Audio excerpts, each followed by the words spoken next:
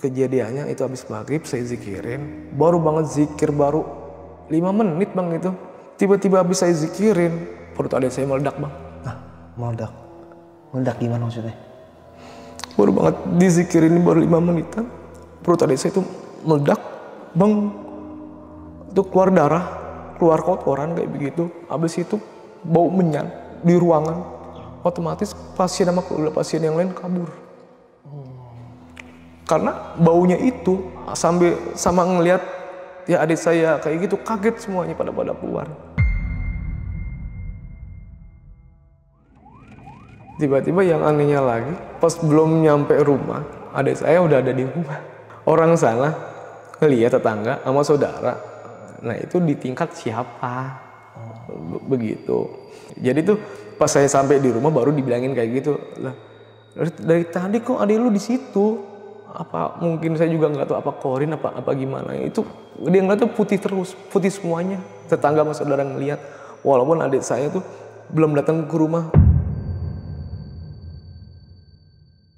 Assalamualaikum warahmatullahi wabarakatuh. Balik lagi sama gue, Badrul Kepslog. Gimana kabarnya teman-teman? Sehat ya? Amin, sehat. Semoga teman-teman di rumah selalu dalam keadaan sehat walafiat, dilapang rezekinya dan dimudahkan segala urusan-urusannya. Dan kali ini kita kedatangan lagi nih sob, salah satu tamu jauh, ya betul, dari Sumatera. Sumatera kejauhan, dari Jakarta Selatan. Nah, kali ini beliau mau cerita tentang kisah pengalaman horornya. Jadi di belakang layar beliau sempat cerita nih, ada salah satu keluarganya yang pokoknya serem lah. Pokoknya serem, merinding pokoknya ya. Oke, langsung aja kita kenalan siapa abang-abang di samping gue ini. Halo bang. Halo bang. Siapa namanya bang? Firman bang. Bang Firman. By the way, Jakarta mana bang Firman? Jakarta Selatan sih bang. Selatan ya? Selatan. Oke, sapa dulu bang warga Jakarta Selatan. Halo Jakarta Selatan, insya Allah pada sehat semuanya ya. Amin, amin. Tahun berapa kejadian ini bang? Kurang lebihnya tahun 2015 bang. 15 ya? Oke, dan ada kejadian bang yang ya susah buat diungkapin bang ya. Nanti langsung cerita di sini aja ya. Iya bang, siap. Oke bang, tahan dulu bang Firman ya. Iya bang, siap. Sebelum kita ke ceritanya, buat teman-teman yang belum subscribe, jangan lupa subscribe dan diaktifkan loncengnya. Buat teman-teman yang udah subscribe, kita banyak-banyak terima kasih selama YouTube ini masih berdiri. Donasi akan terus berjalan. Oh ya nih, buat teman-teman yang punya kisah pengalaman horor, jangan disimpan aja, langsung aja kirim ke nomor WhatsApp itu tuh. Kuy, kita gibah di sini. Oke, seperti biasa kita kata syahdu dulu. Setelah kita berusaha, apapun hasilnya nanti, berbanggalah dengan setiap proses yang kita lalui. Dan tetap hargai diri kita yang terus berusaha untuk menjadi lebih baik lagi. Oke, langsung aja kita gibah misteri.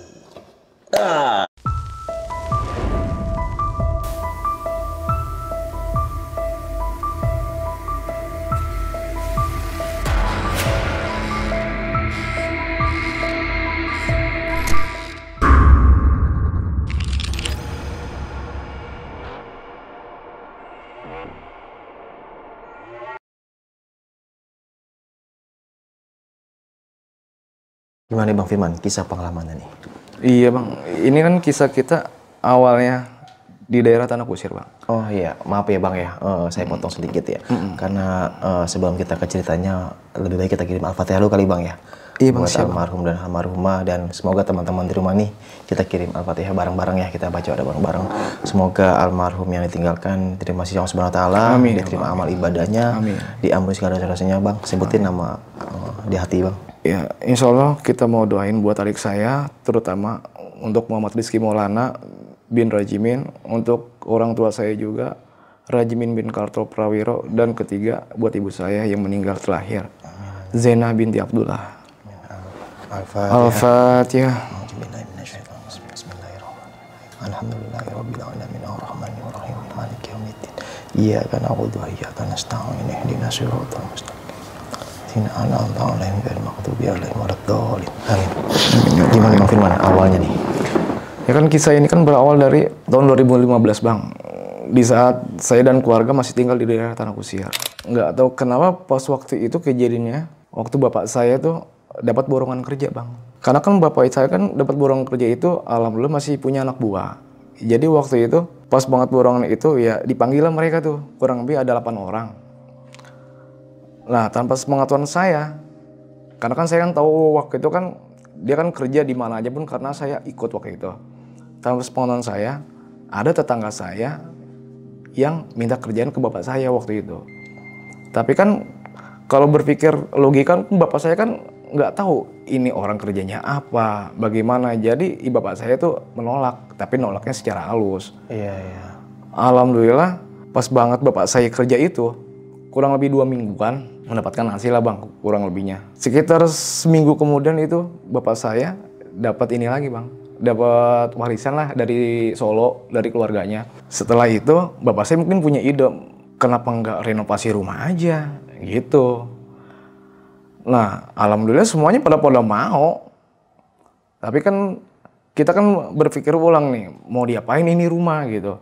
Akhirnya, yaudah kalau kata emak saya, udah dibikin tiket aja biar lebih enakan juga, biar pada punya kamar semua. Ya akhirnya kita nyari itu kontrakan loh bang, biar kita tempatin dulu. Jadi kan selama mau direnov ini kan kita kan kontrak, alhamdulillah tuh dapat di sekitar lingkungan ya RT kita sendiri gitu. Alhamdulillah 2 bulan kemudian tuh rapih, rampung lah istilahnya. Alhamdulillah ya kita tempatin lagi.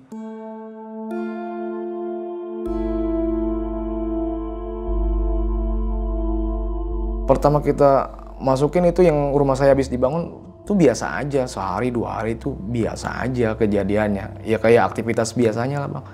Tapi kenapa pas masuk 6 hari 7 hari itu hal aneh mulai kejadian bang, mulai terjadi di situ. Jadi kayak misalkan kayak bapak saya itu tiba-tiba sakit bang, kayak lemas, pusing, mual tuh terus-terusan selama 2 hari. Habis itu kejadian lagi sama adik saya. Pas malam itu dia kayak orang kebakar badannya bang. Oh berarti di malam yang sama? 2 hari bang. Oh 2 hari. Jadi itu kalau orang tua saya kan sehari full gitu, hampir. Jadi tuh kita langsung bawa tuh ke klinik. Ya alhamdulillah cuma dikasih obat gitu, karena kan emang pas banget deket rumah tuh ada klinik. Jadi cuma periksa, ya dikasih obat kayak begitu aja sih istilahnya. Nah hari berikutnya kurang lebih 2 hari itu adik saya tiba-tiba tuh sakit, ngerasain kayak panas, kayak gatel tuh badan. Saya bilang kan emang posisi pas banget tuh saya ada di rumah. Ini kenapa? Ini panas banget ini badan, kenapa ini? Akhirnya mungkin saking panas itu dia garuk-garuk, timbul kayak orang disundut rokok. Itu dari kaki sampai muka itu kayak disundut-sundut rokok, itu jadi hitam semuanya. Oh kayak bopeng-bopeng gitu. Kayak bopeng bang, bener. Serem ya. Lalu saya bilang ke orang tua saya, "Ma ini gimana?"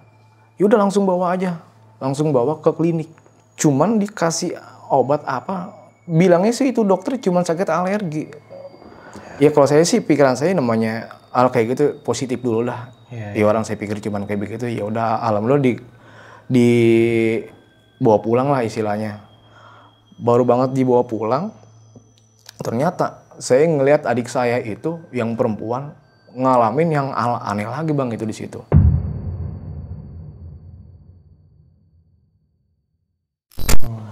Jadi logikanya itu kita pulang ke rumah baru banget ingin ke adik saya, nganter adik saya pulang yang dari klinik itu. Tiba-tiba saya ngeliat adik saya itu dia teriak-teriak, dia sakit kayak gitu. Tiba-tiba, maaf banget ya bang ya, itu kelaminnya dibuat gede bang, bengkak. Itu perempuan. Oh. Pas banget itu orang tua sama saya tuh kaget. Baru banget nyampe rumah ngeliat kayak gitu, saya bawa tuh ke rumah sakit bang yang ada di daerah Jakarta Selatan bang. Tapi anehnya pas baru banget nyampe parkiran atau lobi rumah sakit itu, belum nyampe ke dokternya, itu udah normal lagi. Oh, kempes lagi. Karena adik saya bilang, "Ma ini udah normal lagi, ini udah biasa, gimana ini?" Ya kan orang tua saya juga bingung. Jadi mungkin daripada dia pusing, istilahnya orang tua saya pusing, karena capek juga bolak-balik kan tadi, akhirnya udah balik lagi ke rumah. Itu kempes normal gitu maksudnya? Kempes normal itu dari awal kan gede, iya. bengkak, nggak tahu kenapa. Makanya saya pikir belum pernah kejadian kayak begini gitu, istilahnya ini ada apa. Tapi sih kalau saya pribadi sih ya berpikir positif aja bang. Masih medis mikirnya. Masih medis kayak gitu, biarin aja lah udah. Pas pulang rumah biasa aja udah lagi, istilahnya nggak ada hal apa-apa lagi lah, alhamdulillahnya. Tapi seminggu kemudian bang, Masya Allah. Jadi itu pas banget saya pulang kerja karena emang mungkin capek kan, saya kan pulang ya kayak hal yang lainnya lah, namanya pulang kerja kita buka pintu. Ternyata pas banget saya buka pintu itu, saya ngeliat kakak saya tuh lagi diem, diri, kayak tatapannya kosong kayak begitu bang. Tapi yang lebih anehnya lagi itu ngeluarin darah dari mulut, dari hidung. Saking saya kagetnya ya Allah ini kenapa ya ini ya. Langsung itu kurang lebih jam 10, setengah 11, langsung saya masuk ke rumah. Saya ketok-ketok kamar, kayak orang tua saya bangunin. Saya bilang, "Ma, itu kakak kenapa? Itu abang kenapa itu? Kok bisa kayak begitu?" Akhirnya pada bangun rame. Akhirnya saya keluar, saya minta bantuan warga, istilahnya ke tetangga sekitar lah istilahnya. Habis itu saya lari ke jalan, alhamdulillah dapat taksi. 5 menit kemudian saya pulang, langsung saya bawa tuh ke rumah sakit, Bang. Itu pas Bang Firman ngelihat kakaknya berdarah itu dia masih sadar maksudnya? Apa tidur? Enggak, jadi itu dia berdiri. Sambil darah ngocor? Dia berdiri, natapnya ke saya, jadi kan pas saya buka pintu, dia ngadepnya ke saya diem aja.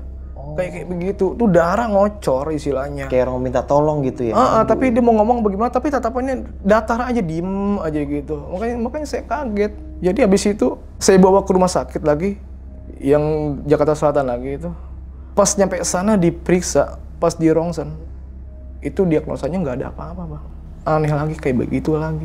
Makanya saya pikir, ya Allah ini kenapa ya ini ya? Kejadian apa sih sebenarnya kayak begini? Tapi pas sampai rumah sakit itu darah masih ngocor? Darah enggak, karena kan saya lapin terus. Walaupun di jalan itu ngocor, saya lapin terus pakai baju malahan saya jainin, pakai kaos, pakai tisu yang ada di situ. Jadi itu terus-terusan kayak begitu. Alhamdulillahnya, habis diperiksa itu kita pulang, tuh nggak ada apa-apa. Alhamdulillah, nggak ada apa-apa lagi.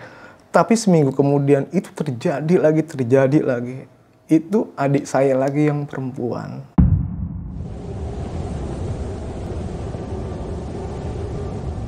Jadi pas banget malam itu, saya lagi nongkrong di depan rumah. Kan emang biasa anak-anak kan pada nongkrong, Bang, di tempat saya.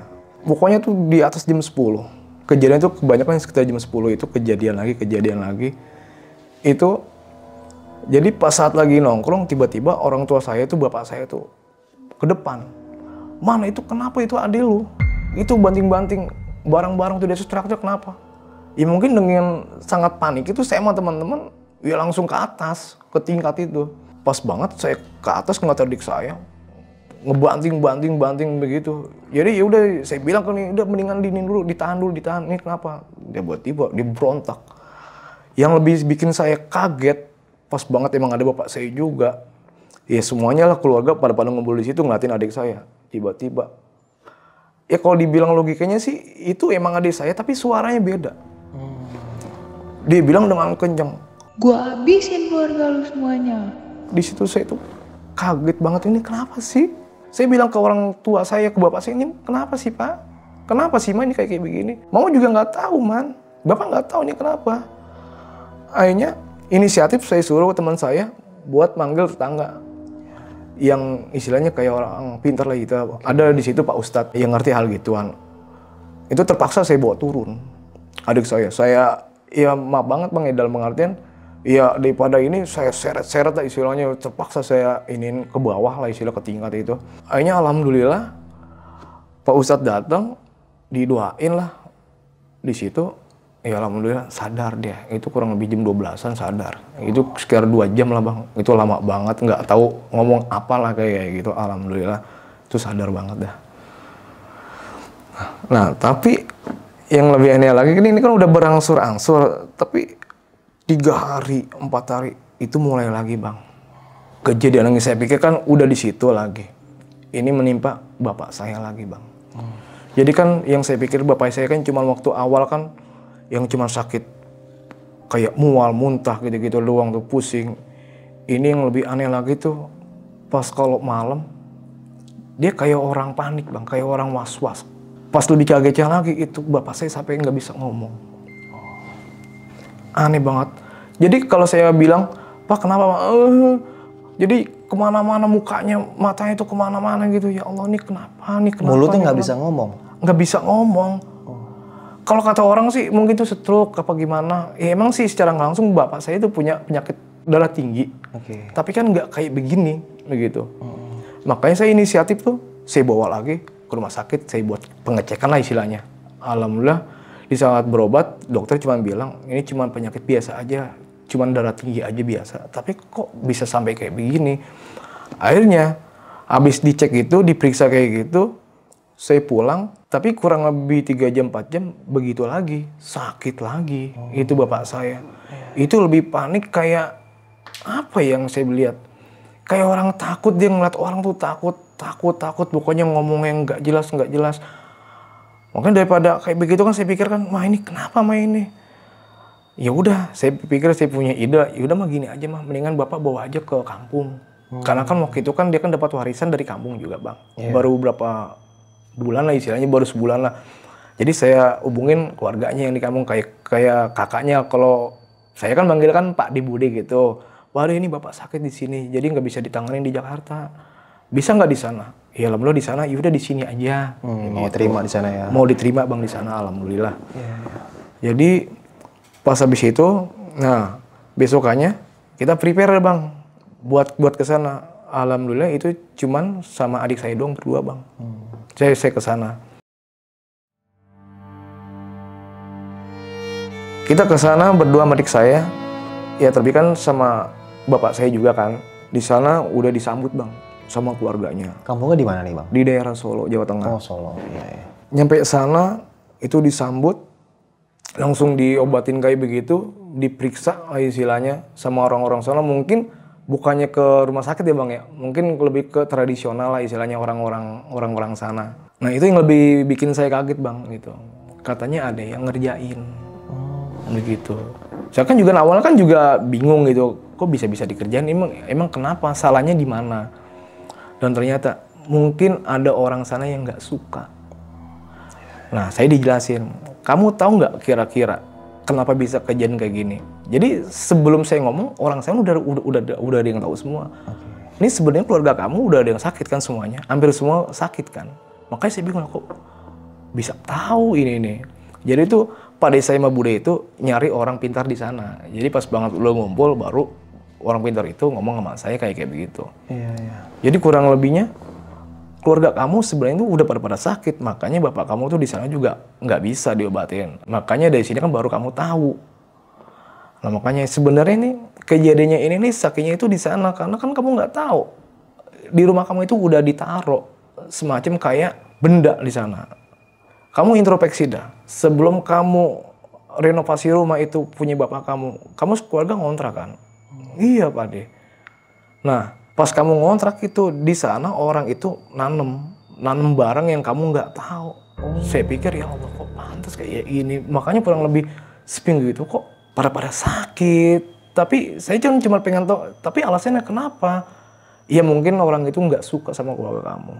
Tapi kan saya kan nggak kepikiran siapa gitu. Tapi alhamdulillah dengan pengobatan itu secara tradisional 2 hari 3 hari udah mulai baik. Dalam pengertian bapak saya udah bisa ngomong dikit-dikit Bang. Insya Allah alhamdulillah banget lah di situ. Akhirnya kurang lebih seminggu bapak saya udah bisa dibawa pulang lagi ke Jakarta. Oh berarti seminggu di Solo? Kurang lebih seminggu di sana. Nah setelah seminggu di sana, akhirnya kita pulang lagi ke Jakarta. Tapi ini lebih parah lagi Bang. Setelah pulang dari sana, dari Solo itu, 3 hari kemudian bapak saya lebih sakit, lebih parah lagi.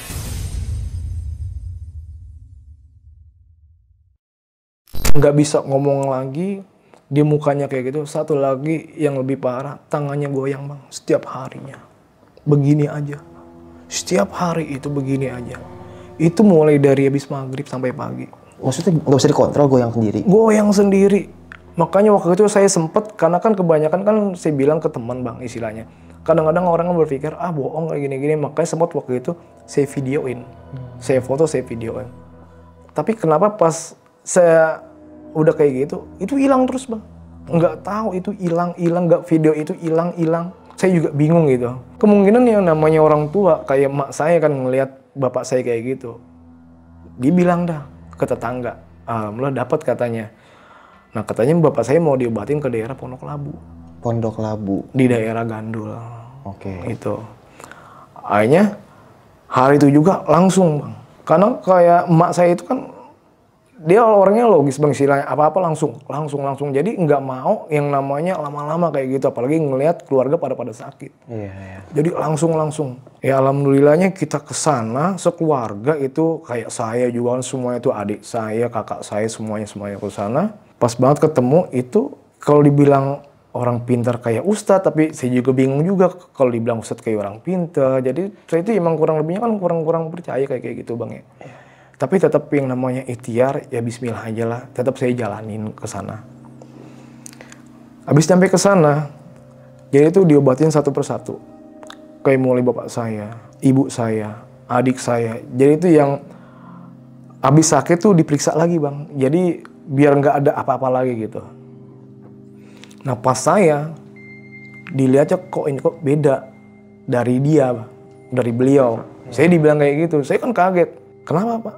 Enggak, kamu kok beda ya dari yang lainnya. Maksudnya beda, kenapa pak? Yang lainnya sakit kok kamu kok enggak? Kenapa? Itu juga bingung pak. Ya mungkin Allah ngasihnya ya kayak begini pak, biar ada yang backup kali. Kalau enggak biar ada yang bisa ngejaga kali. Kalau sakit semua siapa yang jaga pak? Iya. Bener. Enggak. Dia nepis gitu. Enggak, ini bukan. Lah maksudnya apa? Saya kagak ngerti. Begini aja dah. Dia bilang, kalau mau lebih enak lagi, nih saya kasih pegangan. Berupa, nggak tahu namanya, kayak huruf Arab kayak gitu bang. Nah saya dikasih, tapi saya nolak di situ. Karena saya nggak, apa ya bang ya, emang dari dulu gitu istilahnya, saya nggak percaya gitu-gituan istilahnya. Bukannya nggak, emang hal gaib tuh ada, tapi saya nggak berani kayak begitu istilahnya. Jimat jatuhnya kayak gitu ya? Iya gitu. Soalnya saya, patokan saya bukannya belajar kayak gitu buat megang-megang kayak gitu. Jadi pas abis kayak gitu tetap saya tolak, tapi secara halus lah istilahnya bang. Saya bilang, maaf Pak Ustadz, saya nggak bisa kayak gitu. Mungkin yang lain kali mau. Dia berpikir ya udah nggak apa-apa. Tapi kalau lain kali kalau kamu mau kesini aja. Nanti saya kasih. Ya udah Pak Ustadz, nggak apa-apa. Alhamdulillahnya udah diobatin semuanya itu. Kita pulang bang. Ini sebelumnya kita terima kasih banget sama beliau. Itu proses pengobatannya gimana bang di sono? Jadi itu kan pakai di kamar pakai tirai gitu. Okay. Jadi saya sendiri dikhususin di luar. Yang lain pada yang sakit itu pada masuk. Oh, jadi Bang Firman nggak tahu tuh? Nggak tahu. Pakai media apa saya nggak tahu sama sekali. Karena saya nggak boleh masuk ke situ. Iya. Saya taunya itu cuman dikasih kayak huruf Arab gundul kertas. Itu pengobatan itu dicelupin ke gelas, ke air. Dan airnya itu diminum. Oke. Begitu bang. Mungkin ya bang ya, istilahnya habis kejadian gitu, alhamdulillah, saya sih makasih banget buat Ustadz itu. Beliau itu istilahnya udah ngobatin keluarga saya. Alhamdulillah udah berangsur-angsur pulih bang, berangsur-angsur sembuh.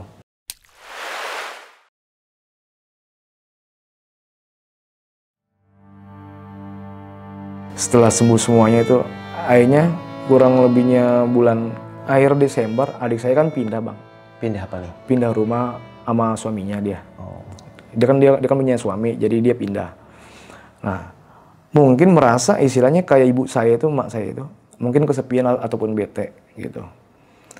Ya namanya biasanya kalau di rumah kan sama dia kan istilahnya. Kalau saya kan kerja tiap harinya kerja, karena sakit aja kan kadang-kadang saya izin kerja begitu. Tapi pas banget akhir Desember itu 2016 kurang lebihnya, tuh adik saya pindah. Tapi yang lebih parahnya lagi, mama saya ngejual rumah di Tanah Kusir itu secara diem-diem bang. Saya juga kaget kenapa, itu alasannya apa. Tanpa bapak saya juga dikasih tahu, saya juga nggak dikasih tahu, adik saya juga nggak dikasih. Jadi tuh nggak ada yang tahu. Yang tahu cuman kakak saya doang. Tapi kenapa nggak dikasih tahu? Akhirnya kakak saya itu nelpon ke saya lah semuanya lah, suruh pulang. Karena mama saya itu udah panik istilahnya. Habis ngejual itu harga ngejual murah loh bang. Sekitaran Jakarta kayak gitu. Okay. Itu rumah baru kita ngerenov aja waktu itu bang ya. Di tahun 2015 ya, cuman buat ngerenov aja itu 100 juta lebih bang. Oh, dijual harga murah maksudnya? Dijual itu cuman 100 juta berapa gitu. Itu kayak kita beli kacang, beli rokok setengah jam katanya bang. Jadi abang saya juga nggak tahu sebenarnya. Karena kan posisi abang saya waktu itu kan di rumah. Jadi yang cuma di rumah tuh cuma abang saya sama ibu saya doang.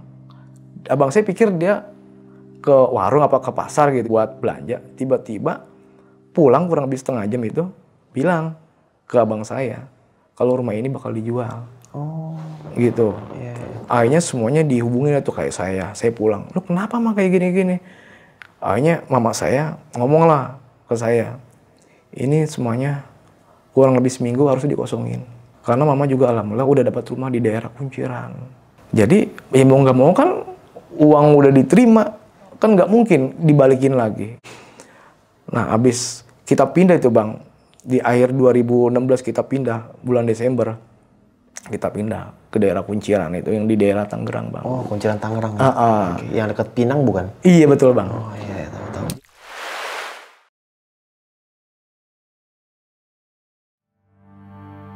Jadi waktu pindah itu awal-awal sih biasa aja Bang itu. Nggak ada hal-halnya karena kan emang udah disembuhin lah istilahnya waktu itu yang di daerah Gandul. Ya saya pun kerja, ibu saya gitu, kakak saya, kayak bapak saya juga kerja biasa walaupun sakit-sakit.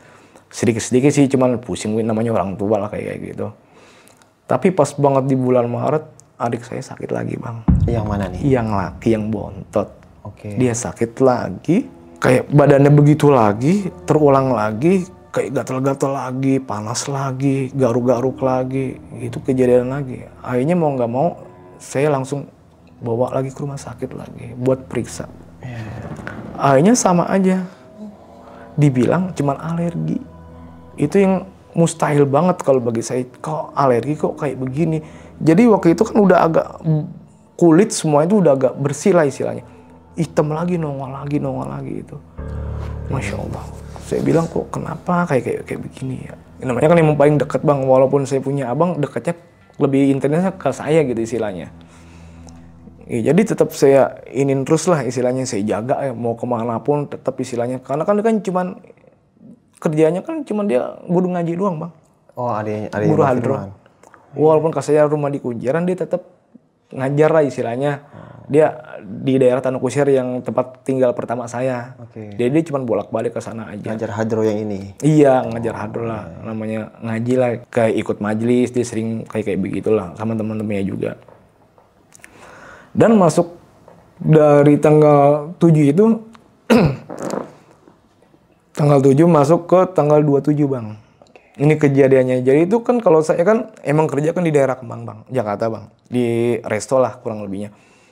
Pas banget malam itu ada acara Bang. Ada acara kurang lebih 400 itu acara TV nasional. Karena mungkin saya sibuk gitu. Nah saya disuruh atasannya suruh lembur. Saya pikir kan aduh lembur kayak gini ini pulang jam berapa kira-kira. Saya punya hati ngedumel kayak gitu. Takutnya kayak gimana nih. Udahlah bismillah aja kalau saya bilang. Akhirnya nyampe juga tuh kurang lebih jam 12-an saya pulang. Itu malam. Habis saya pulang sampai rumah kurang lebih jam 12-an Bang. Pas banget saya pulang tuh nyampe ketemu sama adik saya. Cuman intens doang adik sama kakak lah istilahnya kan itu cuman ngobrol-ngobrol biasa aja. Emang kebetulan kan saya kan lagi capek Bang istilahnya. Kayak leher tuh kayak salah bantal Bang. Okay. Daerah sini salah bantal, susah nengoknya kayak begitu. Akhirnya saya ya basa-basi lah, lu kenapa? Udah sembuh? Apa udah enakan badan? Dia bilang sih alhamdulillah Bang, udah. Ya udah kita ngobrol-ngobrol biasa lah kayak gitu. Akhirnya jam 2 tuh kita tidur Bang. Saya satu kamar sama adik saya.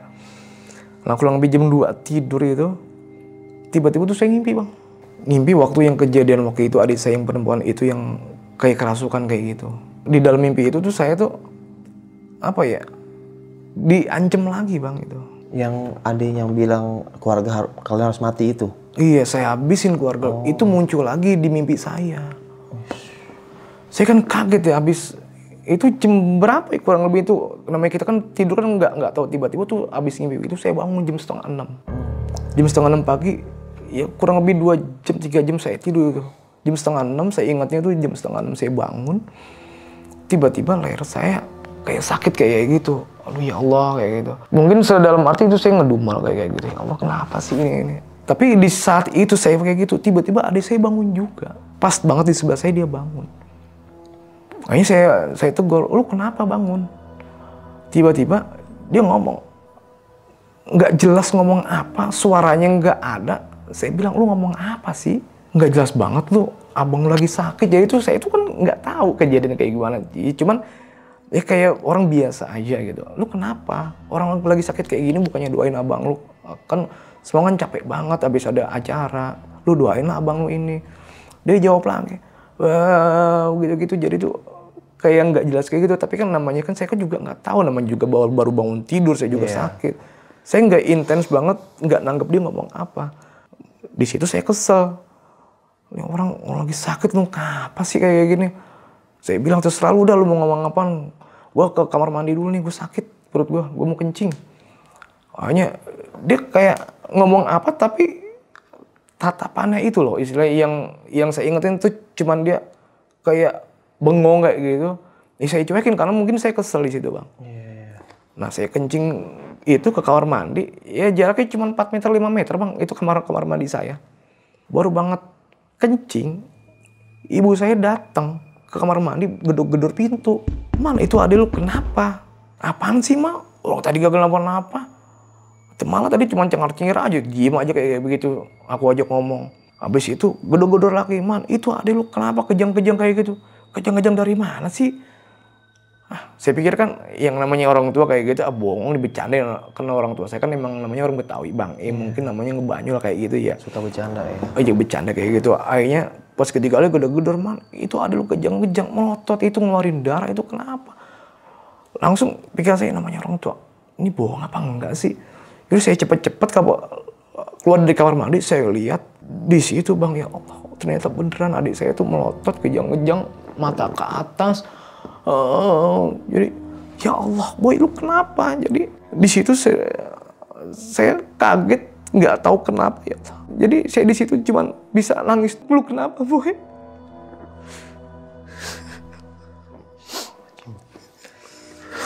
Jadi mungkin saya teriak kayak gitu, saudara tetangga itu pada datang bang gitu bang. Datang, langsung saya hubungin adik saya yang di Ulu Jami, kan dia kan nama suaminya ikut. Saya bilang, ini adik lu kejang-kejang, si Kiki sakit lagi parah.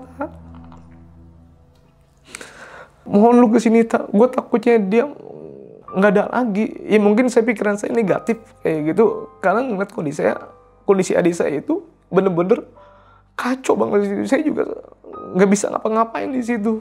Saya cuma minta, ya Allah, lu kenapa? Mungkin waktu pada saat itu saya negatif, ya Allah, kalau emang bener ini kerjaan orang, gue bunuh nih. Mungkin dalam hati negatif saya gitu, tapi saya habis itu istighfar, ya Allah, ini kenapa ya Allah?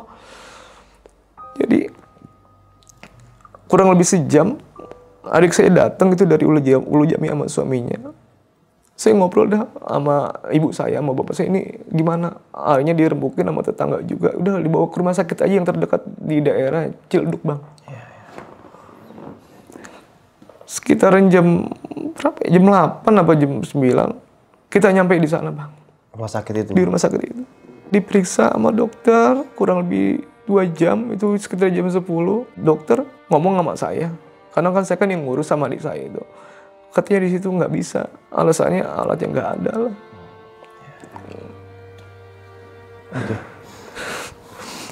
Karena saya dapat rujukan dari rumah sakit itu, katanya harus ke rumah sakit. Oke, kita break dulu kali ya. Setelah dapat rujukan dari rumah sakit tersebut, saya langsung ke daerah Jakarta Pusat, bang, itu ke rumah sakit daerah Jakarta Pusat, bang. Akhirnya kemudian saya sama keluarga langsung berangkat ke sana, bang. Itu perjalanan ya kurang lebih 2 jam lah, bang, kurang lebihnya di situ, karena mungkin macet ya. Pas sampai rumah sakit itu langsung kita ke tempat pendaftaran. Rumah sakit mana tuh, bang? Daerah Cipto, bang. Oh, Cipto Mangunkusumo ya? Betul, bang. Itu di gedung apa ya itu ya? Pokoknya saya kurang lupa, bang, kurang orang di Cipto itu. Habis itu langsung dapat penindakan, bang. Awalnya sih di IGD-nya dulu, bang. Jadi kan setelah di IGD itu, bang, di IGD adik saya itu ditempatin di IGD karena kan belum ada kamar. Jadi setelah itu saya disuruh isi formulir ya berkas itu, bang, buat adik saya. Karena lama, kemungkinan dia kurang lebih sehari itu apa semalam lah dia sampai IGD di situ.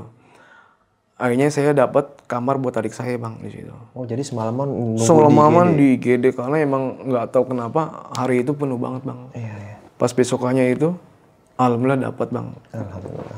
Iya, dapat ruangan. Tapi langsung anehnya itu saya disuruh ke lab, bang, buat periksa. Jadi itu saya itu dikasih berkas, ini disuruh ke lab. Nih, Pak, harus ke bank darah Pak.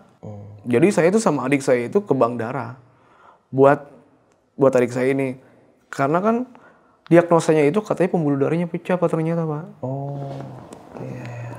Pembuluh darahnya pecah, jadi saya itu di situ harus ngambil bank darah, harus ngasih beras ke berkas. Kalau udah semuanya udah udah tersedia kata dokter itu, besok harus dioperasi secepatnya. Kalau enggak bakalan ya begitu Bang. Itu dari pihak dokternya kayak begitu. Saya pikir kan dalam pengawatan awal kan nggak mungkin lah ada si pembuluh darah pecah. Saya juga kan nggak ngerti medis kayak gitu, penyebabnya apa, gejalanya apa, itu nggak dijelasin. Tapi dijelasin itu sama orang tua saya.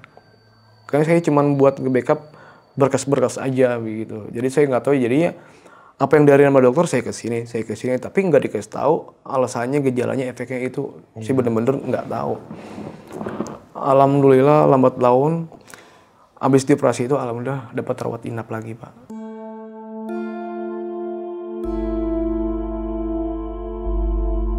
Jadi habis dapat rawat inap itu alhamdulillah berjalan normal, walaupun kasarnya itu dari tanggal 29 itu kejadian tanggal 28 lah, lebih tepatnya tanggal 28 itu 8 hari di koma Pak. 8 hari koma Bang. Tapi sempat dioperasi itu? Jadi pas banget tanggal 28 itu kejadiannya. Oke. Tanggal 28. Jadi setelah operasi sehari itu tetap masih koma Bang. Gitu.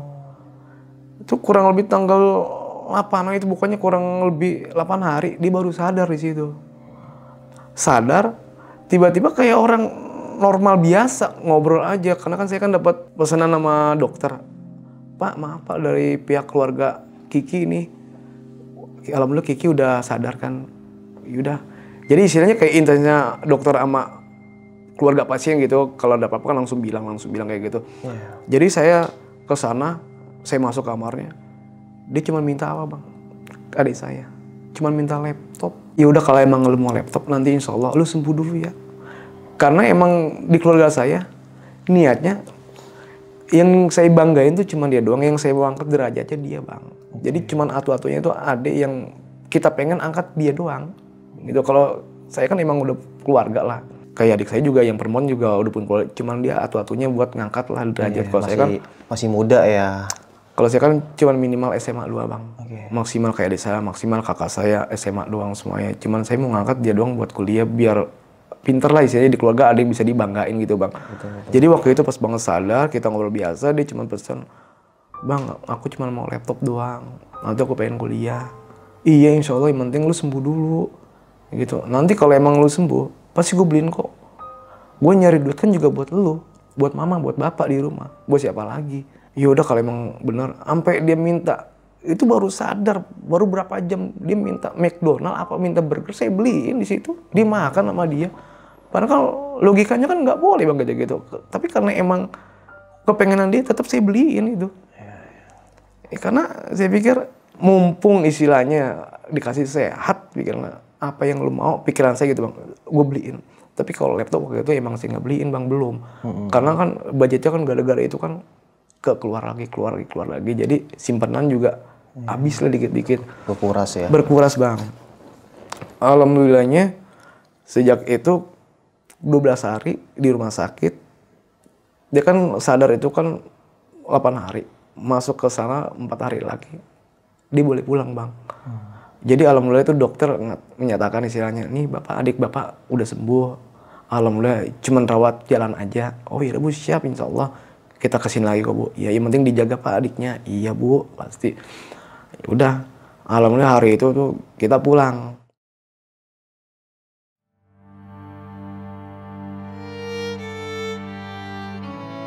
Jadi pas banget di rumah, itu kita udah seneng lah istilahnya yang namanya adik 12 hari di rumah sakit, gimana rasanya, apalagi kejadian kayak gitu. Sampai buat jagain itu. Kita tuh harus bolak-balik Bang. Kalau saya pribadi ya mungkin ya, nggak tahu dah kalau bagi yang lain. Kalau saya pribadi ya namanya buat keluarga ya Bang ya. Saya kerja di situ sendiri Bang masanya, buat 5 orang di rumah.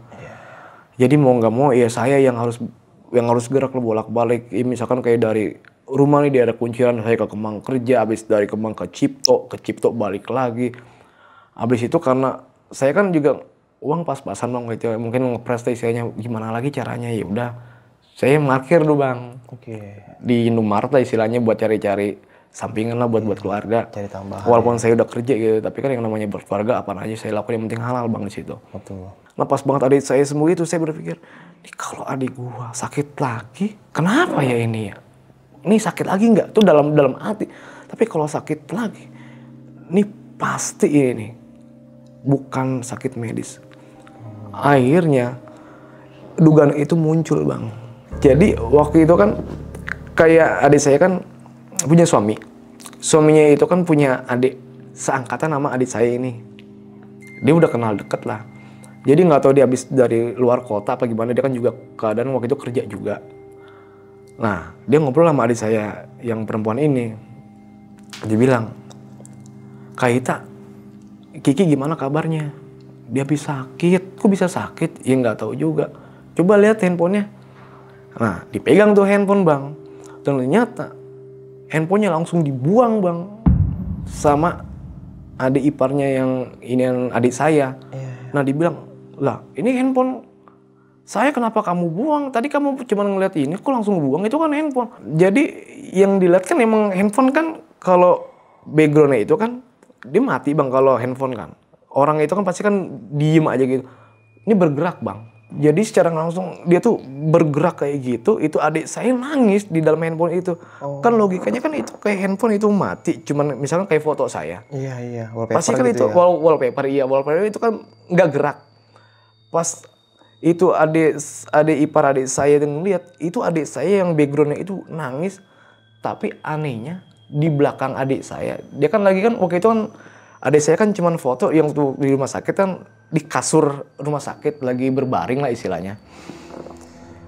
Tapi pas foto itu bergerak di belakang adik saya itu nggak tahu semacam dajjal yang dia lihat lagi ngisep ininya belakangnya itu. Jadi pas banget dia lihat itu dia diancam, makanya handphone dibuang katanya gitu. Jadi secara langsung gini bang, yang dia lihat itu, ngapain lu ikut campur yang ada, lu yang gue matiin. Begitu yang dia lihat itu makhluk itu. Jadi di situ di handphone itu bukan adik saya doang, jadi ada dua. Jadi adik saya satu sama makhluk itu. Langsung dibanting tuh handphone. Langsung makanya adik saya kesel, kenapa handphone gue lu banting, kasarnya kayak begitu. Makanya di sini baru ada pencerahan. Berarti di selama ini bukan medis doang, berarti ini ada yang lain. Tapi kan saya pikir, saya nggak tahu ini kenapa bisa kejadian kayak gini, ini berulang-ulang kayak begini. Begitu bang.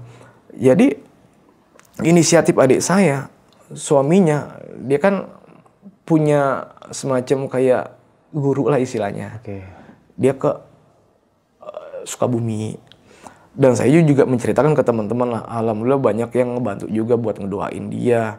Khususnya yang di daerah Bima juga bang, saya punya teman di daerah Bima, dia punya guru juga ngedoain juga. Alhamdulillahnya di situ tuh bisa ngebantu lah istilahnya. Ini Bima NTB? Bima NTB bang, benar. Tapi cuma lewat video call doang, tapi lewat zikir lah istilahnya gitu-gitu sih. Dengan keadaan itu kan kayak di ipar saya kan udah ngeliat lah istilahnya kayak begitu, bentuknya gimana. Jadi mau nggak mau kan adik ipar saya langsung ke Sukabumi. Jadi pun dia langsung konfirmasi ke saya bahwa kalau adik saya tuh bukan sakit medis sebenarnya ini. Makanya saya pun kaget waktu itu. Oh ya Allah, ini siapa yang ngerjain apa gimana?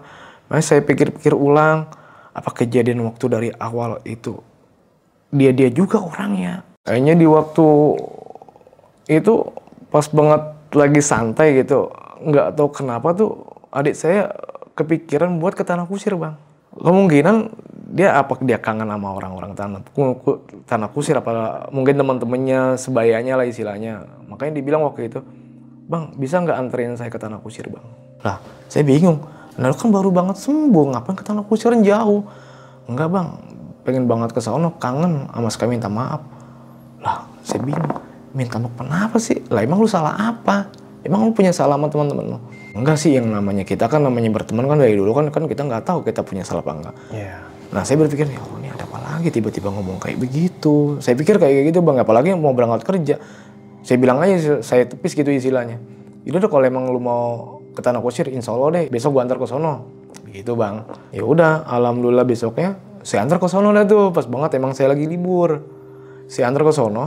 Karena kan saya kan juga posisi kan juga punya teman bang, istilahnya banyak. Jadi saya juga kangen juga sama orang-orang sana. Adik saya, jadi saya tinggal, saya pisah lah bang istilahnya. Reunian lah ya. Reunian lah istilahnya di sono.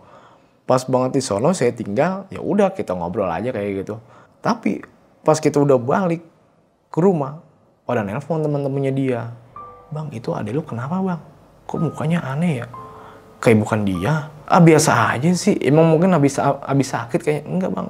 Kayak beda gitu bang. Saya bilang yang penting doain aja lah. Itu kan temen lu juga, temen ngaji lah istilahnya. Ya udah. Kurang lebih berapa orang itu yang nelfon banyak banget bang. 7-8 orang nelfon kayak gitu. Jadi setiap orang tuh, jadi itu teman-teman dia kaget lah kok ada dia begitu. Iya. Jadi cuman intinya dia ke situ minta maaf, cabut. Ya kan kalau namanya teman lama kan ngobrol lama. Jadi setiap papasan gue minta maaf ya. Udah, saya bilang emang adik gue minta maaf kenapa? Ya jadi ketemu bang cuma kayak gitu dong, gue minta maaf ya. Makanya aneh kalau emang misalkan dia kangen pasti dia ngobrol di situ. Dia cuma minta maaf doang bang istilahnya. Langsung pergi gitu aja. Akhirnya ketemu sama saya lagi, saya pulang lah tuh. Nah udah kayak gitu saya kan nggak berpikir macem-macem. Makanya pas besokannya ditelepon sama adik saya, pas sama teman-temannya, saya kaget tuh begitu. Ya Allah ini ada apaan kayak gini. Secara logika kan istilahnya kan adik gue sakit, habis sakit. Kesono buat apaan, cuma minta maaf doang, emang dia salah apa gitu. Nah pas banget 3 hari kemudian, pas ulang tahun adik saya yang perempuan kan pada ngumpul bang itu. Nggak tahu kenapa hati saya tuh kayak kepikiran kemarin gitu bang. Nggak tahu kenapa tuh saya pengen nyium aja bang. Ya logikanya bang umur 21 tahun bang. Nggak ada bang yang namanya, ya mungkin ada tapi jarang kayak gitu bang istilahnya.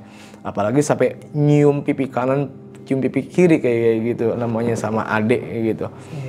Jadi maksud saya bang, pas saya mau berangkat kerja, dia tiba-tiba ngomong, Bang Man hati-hati ya kerjanya. Jadi itu saya ngeliat sekilas, ya Allah ini kenapa ya? Saya refleks nyium dia bang. Yaudah Ki yang benar ya di sini lu jaga kesehatan, lu jaga pola makan, yang penting lu sehat. Gue yakin lu sehat kok, baik-baik aja.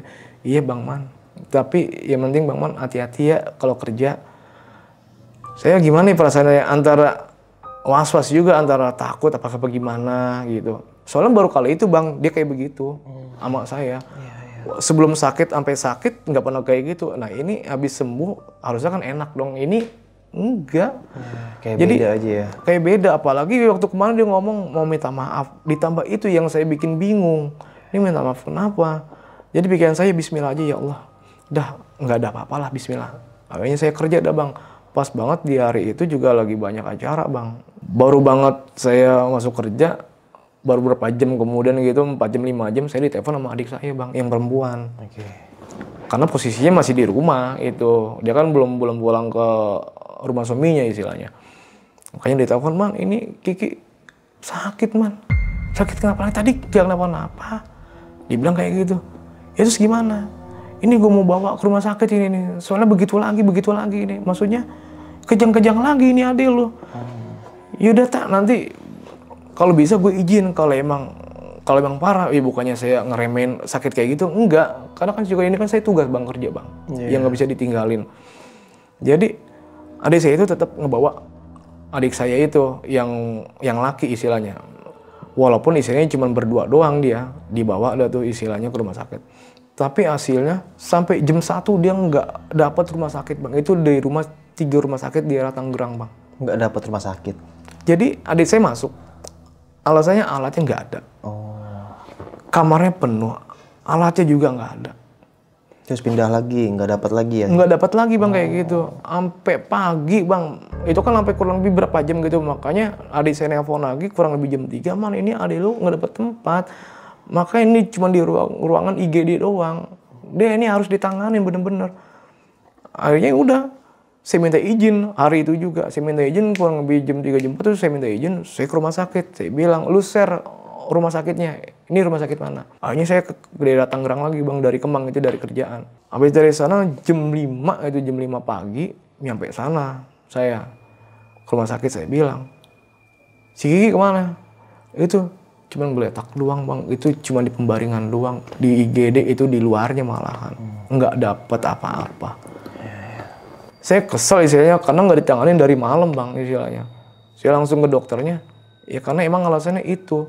Karena malah dibilang masih mending ditaruh di sini daripada disuruh pulang. Di situ lebih shock lagi saya kaget. Saat itu udah saya bilang langsung sama dokternya, kalau bisa Bu, saya minta rujukan Bu yang di rumah sakit yang benar-benar ada alatnya. Akhirnya alhamdulillah dokter ngerti dengan keadaan kita kayak begitu istilahnya. Akhirnya dibuat surat rujukan ke Cipto lagi itu Bang, akhirnya.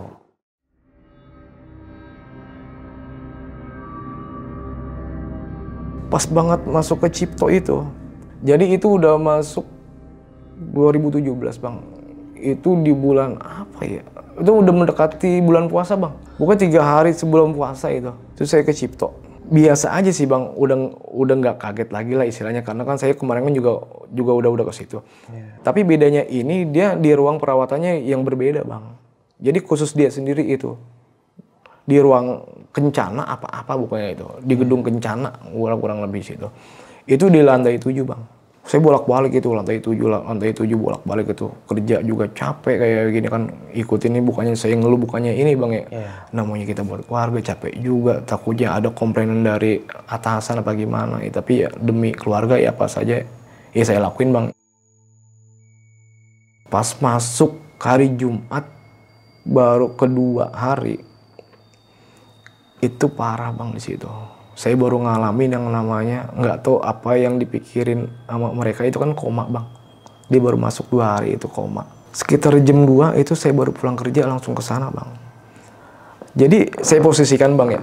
Itu di ruangan itu ada 6 pasien. Jadi di depan saya 3, di sekitar saya di adik saya itu 3 pasien jadi 6. Jadi kurang lebih jam 2 itu, mungkin saya udah capek, saya ngeliat adik saya kayak gitu. Itu kan dia kan nggak sadar Bang koma. Saya rebahan lu Bang di temboknya dia, gitu. Pas banget sejajar sama kasurnya dia. Tiba-tiba baru banget 5 menit 10 menit itu. Saya kaget tuh 3 pasien yang di depan saya teriak Bang. Teriaknya nggak jelas, jadi teriak-teriak kayak gitu. Dari situ nyamber ke bagian adik saya, nyambung gitu. Itu jam 2 lebih itu sampai setengah 3 tuh begitu. Pas banget adik saya itu beda sama yang lain. Pas banget adik saya semuanya diem.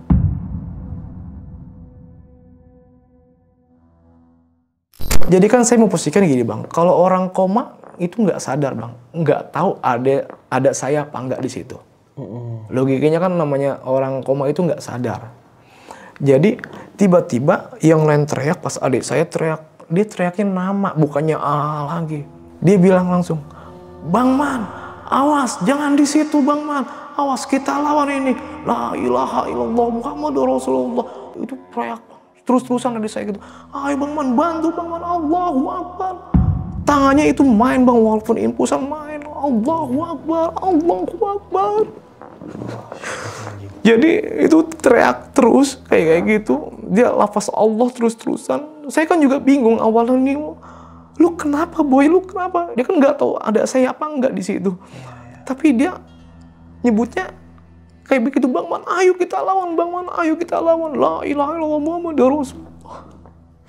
Di situ semuanya langsung diem senyap. Cuman adik saya yang teriak.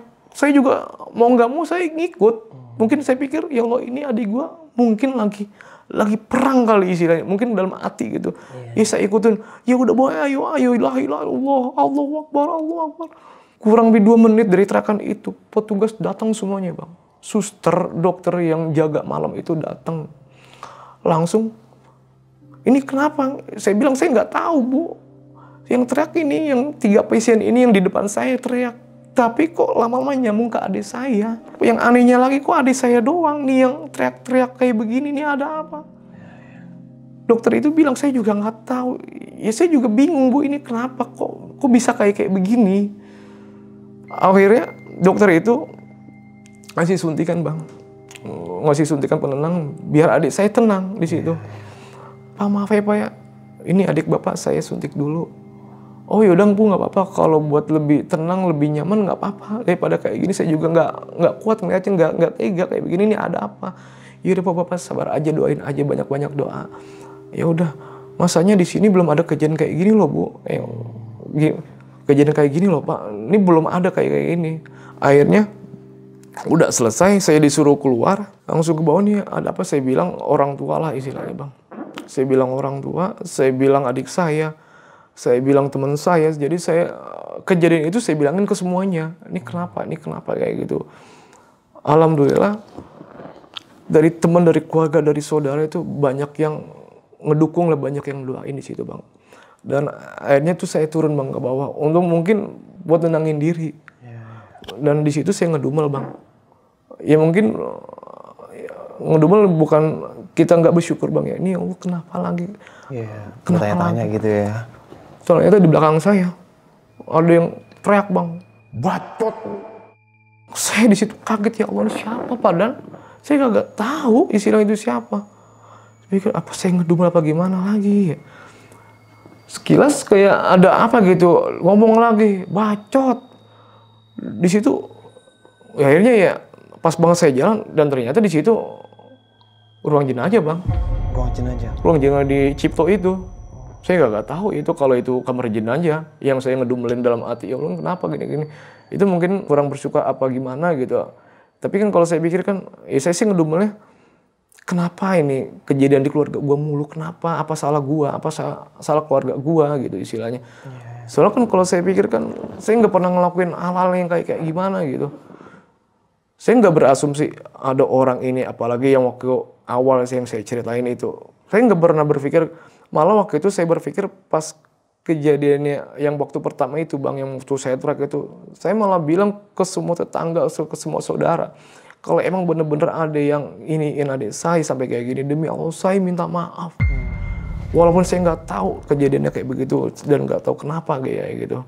Pas sudah kejadian itu kan saya bilang itu Bang, pas malamnya itu pas kejadian adik saya itu sekitar jam 2:30, jam 3 pagi tuh Bang tuh. Alhamdulillah udah mulai berangsur-angsur pulih lah istilahnya itu. Nah pas sore harinya tuh pas Jumat Bang, itu kan ketemunya kan puasa Bang, puasa pertama. Nah saya pikir kan kalau ini kan buka puasa sekalian kita zikir apa tawasul lah istilahnya, kita selawatan di situ, kita doain. Ya, ternyata banyak respon Bang dari mereka lah, itu di hari Jumat Bang, Jumat sore mau menjelang maghrib. Ya udah saya bilang aja, ya udah kalau emang kayak gitu mendingan kita zikirin aja yuk, kita habis maghriban kita video call lah istilahnya, kita zikirin kita lewat ini aja. Kata mereka, yaudah insya Allah nanti kalau kita habis buka, habis maghrib kita zikirin langsung lewat, ya kita video call bareng di depan adik saya gitu Bang. Jadi pas banget kali itu kejadiannya, itu habis maghrib saya zikirin, baru banget zikir baru 5 menit Bang itu. Tiba-tiba habis saya zikirin, lewat mereka, jadi itu lewat grup lah istilahnya Bang ya. Perut adik saya meledak Bang. Meledak? Meledak gimana maksudnya? Baru banget dizikirin baru 5 menitan, perut adik saya itu meledak Bang. Itu keluar darah, keluar kotoran kayak begitu. Habis itu bau menyan di ruangan. Otomatis pasien sama keluarga pasien yang lain kabur. Karena baunya itu sambil sama ngelihat ya adik saya kayak gitu, kaget semuanya pada keluar. Habis itu saya kan nggak tahu Bang ya, yang namanya keluarga pasien apa bukan, itu ada yang lewat, nggak tahu ibu-ibu apa mbak-mbak lewat depan kamar saya, karena kan semuanya kabur, pintu kebuka, lewat, itu perempuan itu pakai cadar, tiba-tiba datengin saya, tiba-tiba dia ngomong, Pak, qul huwallah Pak, qul huwallah, maksudnya apa Bu? Bacain terus Pak di kupingnya Pak, qul huwallah, terus-terusan qul huwallah terus Pak. Langsung dia pergi gitu aja. Saya pikir ya Allah ini siapa ya? Ya udah, ya sih ambil sisi positifnya aja. Ya saya bacain kayak gitu. Akhirnya bau menyan itu hilang, langsung bau kayak bunga apa kembang gitu, wangi banget di situ. Itu yang keluar apaan Bang dari perut? Itu kotoran Bang, darah. Oh, darah. Kotoran sama darah. Keluar dari mana tuh? Ya saya nggak tahu emang awalnya tuh dari pantat kayak Bang apa gimana. Itu baru 5 menit kita zikirin bareng-bareng melalui handphone istilahnya, jadi video call gitu. Nah karena kabur kan pasti kan dokter pasti ngelihat, petugas tuh pasti ngelihat, dan petugasnya itu ngomong lagi, ini kenapa lagi Pak? Ini saya balikin tanya lagi, kalau saya nggak tahu Bu, harusnya ibu yang lebih tahu penyakit adik saya di sini apa sebenarnya. Kan ibu kan sebagai dokter. Tapi ibu itu, dokter itu nanya lagi, dibalikin lagi secara langsung nge-kick gitu omongan saya. Di sini Pak baru kali ini kejadian kayak gini pasien.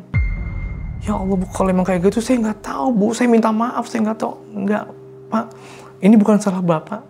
Tapi emang udah kejadian kayak gini ya kita harus sama-sama doa. Ya makanya saya pikir, ya udah kita doain bareng-bareng istilahnya. Makanya itu Bu, baru saya zikirin Bu tadi Bu. Baru banget 5 menit saya zikirin. Itu juga dari teman-teman juga, dari saudara juga semuanya. Ya ini ditanganin lagi Pak, ditangani lagi. Alhamdulillah. Dia tetap sama aja, malah lebih drop. Itu badan lebih kurus sehabis keluar kotoran darah itu, meledak kayak gitu, badan makin tipis, makin kurus itu. Insya Allah di situ. Ya yang habis pikir kayak gitu. Salah saya di mana? Keluarga saya itu salahnya di mana? Adik saya itu salah di mana? Kejadian bertubi-tubi terus.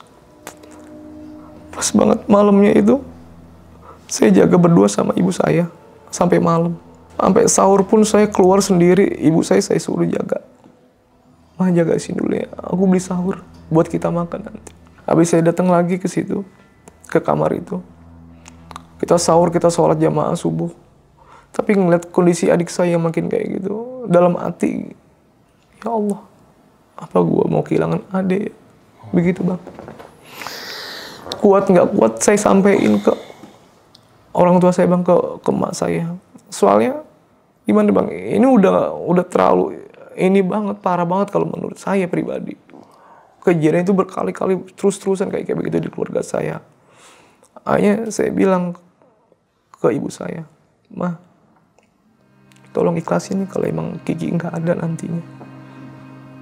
Kenapa saya bilang kayak gitu Bang? Karena saya pernah ngalamin adik saya Bang, yang perempuan itu. Waktu itu mungkin dia kan lagi hamil. Jadi nggak tahu secara tiba-tiba saya megang perutnya. Itu kayaknya lu lahir hari Jumat deh, habis asar. Dan ternyata suaminya nelpon bener. Seminggu kemudian suaminya kayak gitu. Nah pas banget, tapi saya bilang ke ibu saya nelpon ke adik saya juga. "Tak bisa nggak lu kesini nanti pagi?" Lah kenapa? Kayaknya Kiki udah nggak ada deh nanti deh. Lu jangan kayak gitu, lu kan sebagai abang. Lu harus ngedoain yang baik. Gua nggak tahu tak. Gue nggak tahu, hati gue ngomong kayak gitu, kayaknya dia mau pergi. Nah dia kan mikir ulang, introspeksi lagi, oh iya apa yang diomongin waktu itu bener kejadian.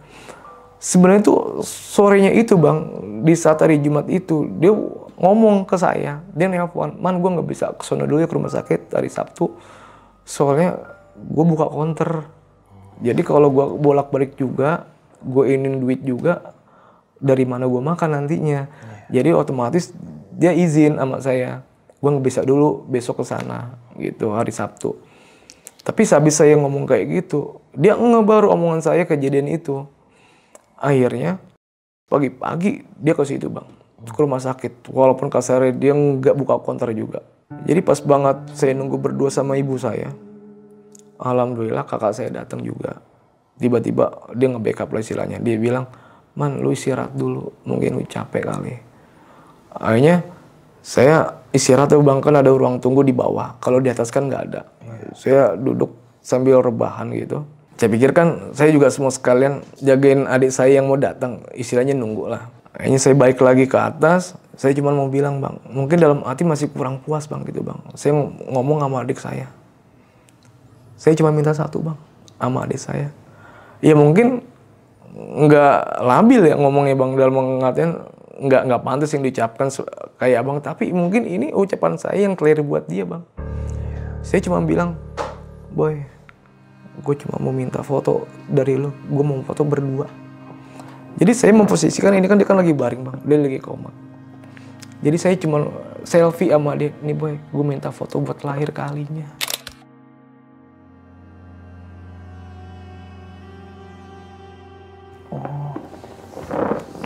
Entah itu, setahun. Demi Allah saya ngomong kayak gitu di hadapan adik saya.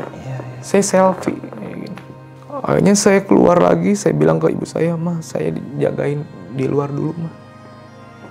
Sambil nungguin si Ita datang ke sini.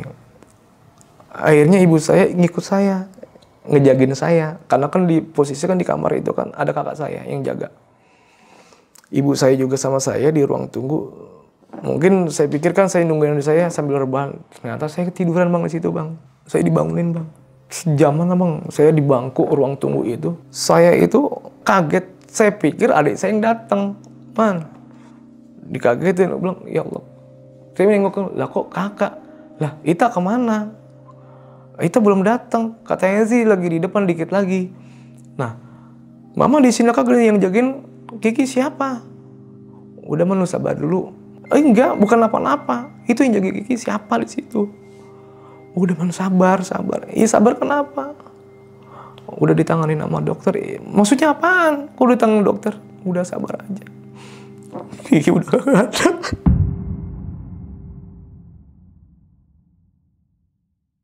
Meninggal. Innalillahi.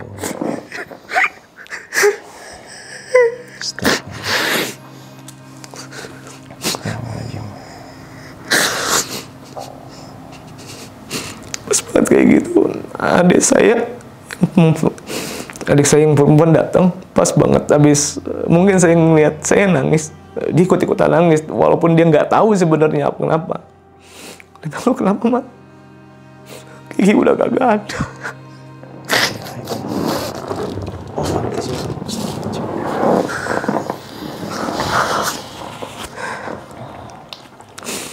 Ternyata apa yang saya pikirin, yang saya omongin dalam hati, iya bener Bang. Makanya saya bilang, coba lu tadi isinya langsung datang, nggak pakai ngelumel dulu, nggak pakai ini, mungkin lu masih bisa ngelihat tadi lu. Iya.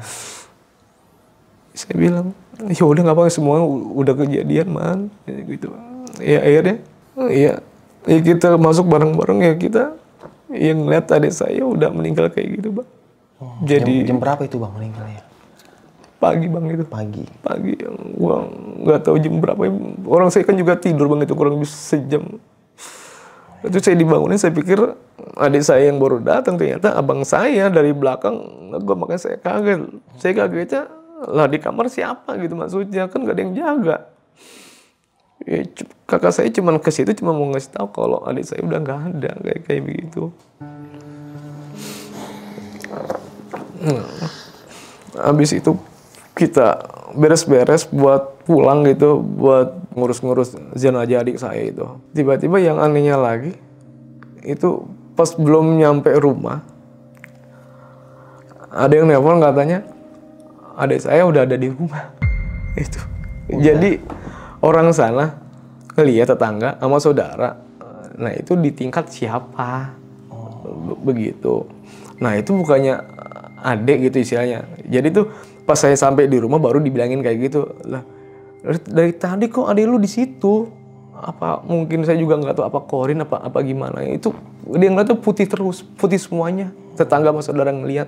Walaupun adik saya tuh belum datang ke rumah. Iya, masih di rumah sakit. Gitu di rumah sakit kayak gitu. Astagfirullahaladzim.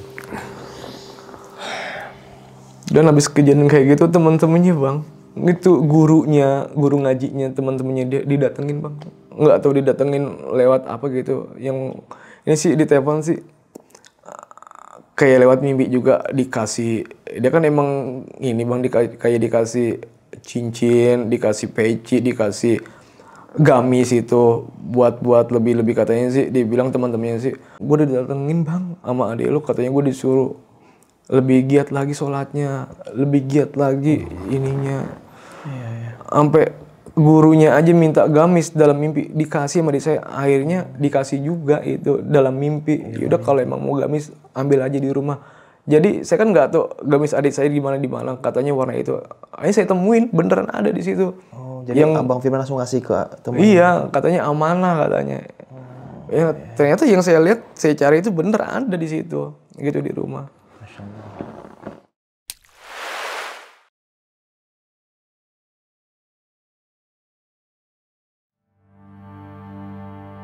Jadi setelah kejadian adik saya itu meninggal Bang, sebulan kemudian bapak saya sakit lagi.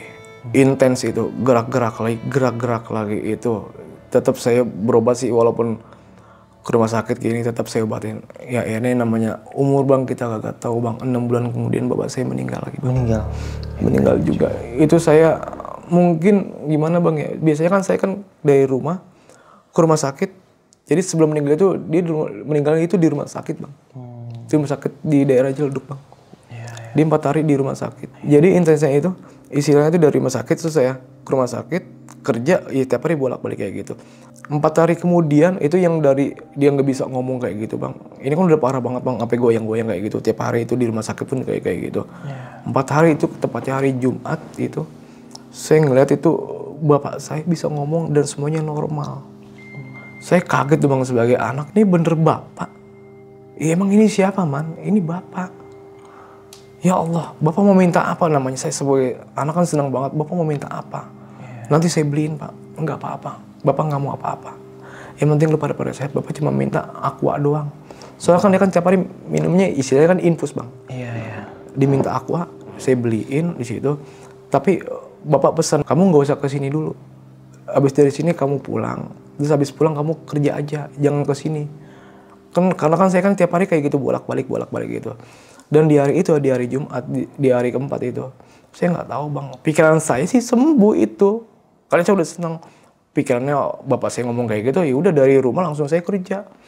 Baru banget kerja itu kurang lebih 2 hari. Itu pas banget lagi acara 400 orang lagi itu Indosiar. Karena kan saya kan kerja kan di sana kan sebagai barista bang dulunya. Kita bikin air itu banget, cuman 2 orang bang yang jaga buat bikin 400 orang. Tiba-tiba baru sejam berjalan kerja saya acara itu, ditelepon sama adik saya. Man bapak udah nggak ada.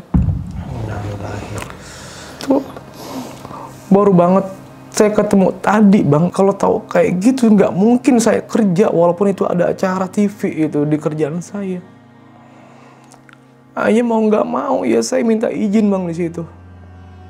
Ya dengan apa ya, dengan alasan ya gimana bang ya, walaupun saya berdua ya tetap saya tinggalin itu kerjaan. Akhirnya saya pulang ke rumah itu bener-bener udah panik bang, sampai sempet nabrak gitu sama saya. Dan lebih anehnya lagi itu pas nyampe rumah itu sepi bang, nggak ada siapa-siapa. Biasanya yang dinamanya di mana-mana, yang namanya di masyarakat bang, apalagi namanya dengar mobil ambulan, itu pasti ramai bang. Apalagi orang meninggal, nggak ada sama sekali yang nongol, yang lihat nggak ada. Jadi saya memposisikan ini kan rumah, ini gang, pas banget rumah saya. Kalau orang meninggal pasti kan kebuka bang. Saya pas banget di depan rumah saya ngeliat ke kanan gitu, tuh nggak ada orang. Cuman saya lihat cuman jenazah orang tua saya doang bang. Di situ nggak ada orang. Di situ saya kesel, saya nangis di situ. Akhirnya dengan kayak gitu, saya telepon teman-teman saya, alhamdulillah pada datang.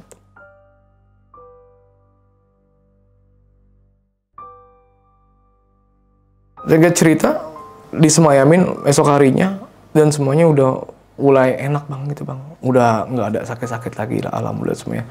Tapi abis kejadian itu sebulan kemudian saya yang diteror bang. Bang Firman? Bang, saya sendiri yang diteror setiap harinya. Maksudnya tuh kalau saya kan pulang pagi, pulang sampai rumah. Biasa kan saya santai dulu, saya ngerokok. Biasanya nyantai, tapi ada yang manggil. Tapi manggil tuh bukan ini, cuman dengan kata-kata itu terus setiap harinya. Kalau pagi, saya pikir bodo amat lah, iseng apa gimana. Saya udah paham lah kayak gitu, walaupun tuh belum pernah dilihat langsung gitu. Itu intens seminggu. Setiap pulang kerja, setiap pagi saya digituin. Itu kalau di atas itu ya ada yang saya lihat itu bang, gede banget bang. Saya nggak tahu itu penampakan apa gimana, tapi itu gede. Kayak apa sih, hologram kayak gitu gede. Pikiran saya dia udah kelihatan gitu. Besoknya lagi bukan seset lagi, manggil nama. Man. Saya panik bang di situ bang. Setiap hari kayak gitu. Saya panik. Saya telepon ke teman saya bang. Alhamdulillah saya punya teman sekolah. Akhirnya saya konsultasi karena kan dia juga tahu keadaan keluarga saya waktu itu. Saya konsultasi. Akhirnya mungkin dia nggak tega juga. karena dia ngeliat kejadian-kejadian itu yang di belakang itu kan istilahnya, akhirnya saya dibawa sama dia ke rumah adiknya di daerah Mauk Bang, Tangerang Bang. Oke. Akhirnya hari itu saya ke daerah Mauk, ke daerah Tangerang Bang itu. Saya diobatin secara nggak langsung kayak alternatif kayak gitu. Di sana saya disuruh beliin ayam jago. Saya kan nggak pernah kayak begitu-gitu Bang. Tapi yang namanya saya ikhtiar, saya berusaha istilahnya, apalagi teman saya tuh mastiin insya Allah lu sembuh kok. Jadi pada saat itu saya nginep Bang di sana Bang. Nginep itu, jadi saya tuh sore sampai sana kurang lebih jam 7 malam lah istilahnya, sore masih. Jadi niatnya besok paginya saya diobatin di situ, sampainya sore jam-jam 7-an. Hanya pada namanya di daerah sana kan pasti sepi Bang. Sekitar jam 12-an Bang, lagi pada tidur. Di atas Bang, saya digedor itu Bang. Mati. Gila. Saya kaget itu, ya Allah. Cuman bisa kayak gitu, ya Allah, kenapa ini, ya Allah. Jadi yang saya ini gimana ya? Tidur nggak bisa, doa pun kayak begitu istilahnya. Mati itu. Kan rumah kalau di sana kan gede-gede Bang gitu. Jadi digedor-gedor atasnya itu. Kurang lebih jam 12-an digedor-gedor. Akhirnya saya bangunin tuh.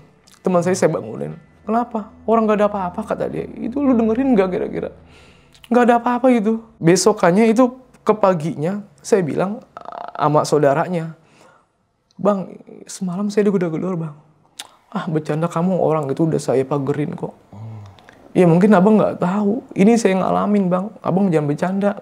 Ya Allah, demi Allah saya dengar sendiri, saya ngeliat sendiri kayak begitu. Itu penampakannya itu gede, tapi nggak bisa masuk Bang. Saya digedor-gedor mati. Akhirnya saya pagi itu saya diobatin sama dia tuh, sama saudara dari teman saya itu melalui media ayam. Jadi kurang lebih itu dia ngasih ayam, jadi saya juga kurang ngerti Bang, kurang paham namanya kayak gitu. Dia bilang nanti kalau ada yang mendekati kamu, ini bakal ke ayam. Jadi nggak bakal ke kamu. Jadi pun kalau ke kamu cuma kayak ke strum. Saya pikir ya udah nggak apa-apa, Bismillah. Yang penting istilahnya ya insya Allah saya percayalah gini-gini, dalam pengertian ya walaupun awalnya saya nggak percaya gitu, karena emang belum pernah ngalamin. Ya kadang kan juga nggak enak, yang penting insya Allah percayalah. Akhirnya saya balik. Begitu saya balik siang, malamnya saya ditelepon. Itu kejadiannya jam 12. Itu jam 9 di sana kejadian Bang. Saya ditelepon jam 12 malam, tapi kejadiannya jam 9 malam. Apa tuh? Jadi saudaranya teman saya itu mungkin nelpon ke teman saya, kan nggak mungkin dia nelpon ke saya. Jadi teman saya nelpon ke saya. Dia pun begitu akhirnya Bang dikerjain. Jadi istilahnya lu ikut campur, lu yang mati. Teman saya sakit. Jadi teman saya itu saudaranya sakit parah Bang. Jadi harusnya ke saya itu ke dia. Mental ke dia. Mental ke dia. Hanya itu dia percaya kalau saya tuh mau dikenain istilahnya. Jadi itu omongan saya tuh pikiran awal tuh disangka bohong, disangka halusinasi gitu. Habis kejadian adik saya, bapak saya yang meninggal ini. Begitu. Akhirnya kejadian juga kayak ke dia. Akhirnya ya percaya dengan kejadian itu bahwa bener-bener nyata kayak begitu. Gila sih. Nah jadi setelah habis kejadian itu ya mungkin alhamdulillahnya dia percaya kejadian saya kayak gitu. Ya alhamdulillahnya dengan diri saya, keluarga saya sih udah nggak kenapa-napa Bang. Ya intinya sih ya cuma satu sih Bang, kita harus yakin Bang, istilahnya kita masih punya Tuhan. Yang penting selalu positif aja Bang. Mungkin Allah udah ngasih jalan kayak begitu. Betul. Emang waktu itu sih sebenarnya sih ibu saya sih pernah ngalamin, pernah ngomong sama saya juga, tapi saya tolak istilahnya dalam pengertian begini. Pernah ibu saya ngomong, karena adik saya kan meninggal, ini bukan penyakit biasa, lu kan sebagai anak laki, lu harus balas. Tapi tetap saya bilang Bang, nggak usah mah. Intinya kayak gini mah, orang sakit aja, meninggal aja, insya Allah dileburin mah dosa-dosanya. Apalagi ini sampai dibuat sama orang, insya Allah surganya mah. Amin. Nah alhamdulillahnya dengan omongan kayak gitu, ibu saya langsung diem, istilahnya mungkin ngeyakinin itu. Iya, ngerti ya dia. Iya alhamdulillah Bang. Dan setelah itu berangsur-angsur sampai sekarang sih alhamdulillah udah baik Bang sampai sekarang. Alhamdulillah. Yang penting kita yakinin aja Bang. Dengan cara itu ya mungkin Allah udah ngasih teguran ke saya juga, harus lebih banyak-banyak beribadah Bang, harus ingat sama Allah gitu doang sih Bang intinya. Bang Firman, setelah kejadian itu Bang nih, sampai sekarang Bang Firman tahu gak keluarga nih dikerjainnya kenapa gitu? Apa emang nggak udah ikhlas gitu aja atau ada selentingan dari entah temen nih lu diisengin sama ini atau gimana gitu? Sebenarnya sih secara nggak langsung ya Bang ya. Kalau kita kan baik lagi ke diri kita juga Bang sebenarnya. Sebenarnya dengan kejadian ini, apalagi kan yang keluarga saya, khususnya buat orang tua saya yang keluarga di Solo itu kan udah ngasih tahu. Dan intensinya tuh bapak saya pernah waktu itu kan bilang, bapak saya pernah diminta kerja sama tetangga itu. Jadi ya kurang lebihnya orang itu Bang, tetangga sebelah rumah saya yang di Tanah Kusir. Allah walap ya siapa orangnya. Tapi sih ya Allah yang maha tahu Bang. Tapi emang waktu itu pernah saya bilang juga ke teman, ke guru ngaji saya, biar gimana pun tetap istilahnya dia bakal hancur. Dan terjadi Bang. Terjadi. Hancurnya gimana tuh maksudnya? Keluarganya berantakan Bang. Suami istri, dia kan suami istri punya anak.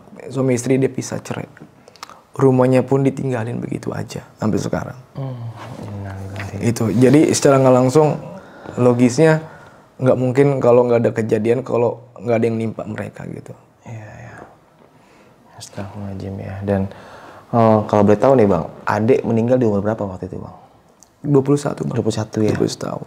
Kalau almarhum bokap Bang? Almarhum bokap itu kurang lebih mungkin di bawah 57 Bang. 57. 57 ya. Beda 3 tahun sama emak saya sih. Iya. Berarti sebelum kejadian ini Bang nih nggak ada apa-apa maksudnya? Sehat-sehat aja? Alhamdulillah Bang. Karena kan kalau bukannya kita mentang-mentang kita orang situ lah istilahnya. Alhamdulillah kita tuh di situ malah kayak bapak saya Bang istilahnya. Itu orang tua saya walaupun dia kerja terus borongan gitu, dia nggak milih jadi RT itu sama warga, dipilih sendiri Bang. Iya. Berbaur lah ya. Berbaur, emang sosial kita tuh ya insya Allah alhamdulillah sih ada gitu. Tapi sehat-sehat aja tuh Bang sebelum kejadian itu? Sehat semuanya Bang. Kalau dibilangin bahagia, emang keluarga bahagia kita keluarga dipandang Bang di sana. Secara nggak langsung di sana. Karena kan mungkin karena kebanyakan orang-orang pendatang dulunya Bang. Iya. Mungkin namanya manusia pernah ada kata salah atau sengaja atau enggak ya. Kadang kita sih dari itu. mulut kita bercanda tapi orang sakit hati gitu kan ya. Tapi kalau kemungkinan saya Bang yang saya pikir positif ya istilahnya. Mungkin apa karena dari hal itu doang sepele itu mungkin kok gua tetangga apalagi sebelah rumah lu. Kita intens balik lagi ke situ sih. Kenapa gue yang tetangga sebelah rumah lu kok gua nggak dikasih malah orang lain gitu yang dikasih kerjaan. Tapi bokap sendiri sempat cerita gak Bang atau ngerasa nih kalau badan gue nih bukan sakit medis nih gitu dicampur sama hal-hal kerjaan orang gitu gaib-gaib gitu? Dia nggak pernah ngomong kayak gitu. Karena gitu. dia selalu positif Bang. Yang bikin saya simpatik sama orang tua saya itu selalu kayak gitu. Istilahnya positif terus. Alhamdulillah ya. Ya namanya ujian ya Bang ya, coba Allah ngasih dengan cara apapun itu Bang ya. Mungkin ini termasuknya ya Bang ya. Amin. Astagfirullahaladzim, buat pelajaran juga nih buat kita. Ya semangat Bang, pejuang keluarga. Insya Allah, amin. Insya Allah Bang, berkah Bang kita ketika kita mengabdi kepada orang tua tanpa pamrih gitu ya. Karena kita sayang atau sesuatu lillahi ta'ala, insya Allah Bang. Masih dikasih kesempatan buat mereka gitu loh Bang. Iya alhamdulillah buat Bang istilahnya. Kalau saya pribadi sih Bang, tanpa mereka kita bukan apa-apa Bang. Iya benar. Apalagi secara nggak langsung Bang ya. Sama siapa lagi kalau bukan kita yang bantu mereka. Saya senang istilahnya sebelum mereka meninggal, saya udah bener-bener ngerasain gitu istilahnya, bener-bener ini dia lah istilahnya. Nggak bisa dikata-kata Bang pokoknya. Satu ibu, satu bapak bisa ngerawat 10 anak. Betul. Tapi 10 anak belum tentu bisa ngerawat satu ibu, satu bapak. Ketika mereka udah tua, orang tua sakit, jawaban, gue kerja, gue sibuk, lu aja yang jaga, lu aja main oper-operan. Mumpung masih ada, jaga baik-baik, bikin dia bahagia. Bukan karena materi, deket, ngobrol, ajak dia sharing, ajak dia ketawa, hatinya bahagia. Di situ, insya Allah rezeki lu, pintu berkah lu, dunia lu, akhirat lu terbuka. Ingat, ridhonya Allah, ridhonya orang tua. Kalau orang tua nggak ridho, mau kemana aja mampet rezeki lu, jalan lurus, sulit. Iya Bang ya? Iya. Masya Allah. Berkah ya Bang ya? Amin. Oke Sob, bagus sekian ya kisah pengalaman yang dialami sama Bang Firman ini. Banyak banget ya segi positif yang bisa kita ambil dan buang bau jauh negatifnya ya, balik lagi ya orang tua segalanya ya, apalagi adik kandung, kakak kandung gitu. Ya bahagiakanlah selama mereka masih ada. Karena kita di dunia cuma sementara. Ingat, kelak orang tua kita bakal nggak ada. Bahkan kita pun nggak ada. Bahkan adik pun, kakak pun nanti bakal nggak ada. Sadar diri aja, kita hidup sementara, so. Cuman bagaimana caranya kita memanfaatkannya, apalagi nih buat kita nih yang pada kaum-kaum muda nih, banyak banget yang lupa sama orang tua. Buat ngobrol aja sulit gitu. Apalagi buat membahagiakannya gitu. Lu nggak perlu kasih duit 1 miliar, 10 miliar, nggak usah. Lu ajak ngobrol, ajak diskusi, ketawa ketiwi, dengerin apa curhatannya dia. Cukup dengarkan dan nikmatin, orang tuh merasa bahagia. Dia merasa punya anak gitu. Karena banyak orang tua, anak muda nih kayak kita-kita nih berharapnya pengen bahagiain orang tua, kerja dulu punya yang banyak buat bahagiain orang tua. Nggak usah begitu dulu. Dengan kita dekat, dengan kita ada di samping dia merasa, oh ada anak gua di sini ternyata. Dan dia nurut apa kata orang tuanya. Tapi kan bang, orang tua gua nggak bisa kompromi bang. Nggak bisa diajak diskusi bang. Orangnya agak keras bang sama gua gini. Ya gitu. Ya balik lagi, sabar. Ingat, ridhonya Allah, ridhonya orang tua. Udah itu aja sih. Sabar. Kecuali kalau orang tua lu suruh nyopet, lawan. Bukan lawan. Ini ya, nasihatin gitu kan. Ma, itu salah ma gitu kan. Nah, lu suruh ngerampok, baru lu nasihatin itu salah. Kalau orang tua ngedumel atau gimana, sayang cowok. Yang namanya orang tua kan masing-masing karakter lah. Nanti kita bakal jadi orang tua gitu. Apalagi buat nanti nih ya, yang sekarang nih masih jadi orang tua nih. Sayangin anaknya, jangan dibentak-bentak. Jangan pernah mendeskripsikan gitu anak kita itu nakal atau anak kita itu nggak berguna, jangan. Karena jaga mentalnya dia, apalagi masih umur 10 sampai 17 tahun tuh itu lagi nakal-nakal tuh. Jangan sampai memvonis itu mental dia terbentuk nanti ketika 24 tahun. Kalau dari umur segitu aja dia udah dikasih sama orang tuanya, alah disepelekan, kasihan. Dia nggak ada punya apa ya. Udah ngaco gue. Ya intinya kita tetap semangat sebagai manusia hidup. Sampai jumpa di selanjutnya. Wassalamualaikum warahmatullahi wabarakatuh. Waalaikumsalam. Bang, makasih Bang Firman Iya ya. bang, siap bang. Pengen nanya nih Bang. Kalau ke planet Mars naik bis bisa gak Bang? Bisa bang. Naik apa tuh? 69. Udah ada.